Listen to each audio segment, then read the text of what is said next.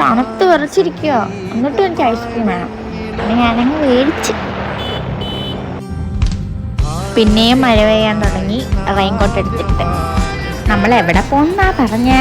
വാഗമൺ പോകുന്നല്ലേ. ഈ രാത്രി പോയിട്ട് അവിടെ എന്തോ കാണാൻ. അതുകൊണ്ട് ഞങ്ങളങ്ങ് തിരിച്ച് പിന്നൊരു ദിവസം വരാമെന്ന്. തിരിച്ചു വരാനത്ത് റോഡിലൊന്നും ആരുമില്ല, ഞങ്ങൾ മാത്രമേ ഉള്ളൂ. അവിടെയാണെങ്കിൽ പോസ്റ്റിൽ ലൈറ്റ് പോലും ഇല്ല. എങ്ങനെയെങ്കിലുമൊക്കെ വന്നത്.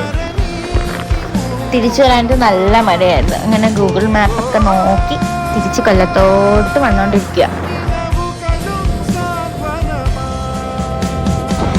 എങ്ങനെ പോയാൽ ഞാൻ അതിൻ്റെ കൊല്ലം നോക്കി തിരിച്ചു വരാൻ നേരത്ത് ഒരു കൊട്ടാരക്കര കഴിഞ്ഞ് ഞാൻ വണ്ടി എടുത്തത്.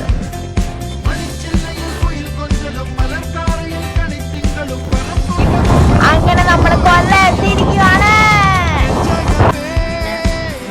ചുട്ടുപോയിട്ട് 11 വന്നേക്കും. ഇതൊക്കെയാണ് ഞങ്ങൾ ആ ഭാഗം ട്രിപ്പിൻ്റെ വിശേഷം.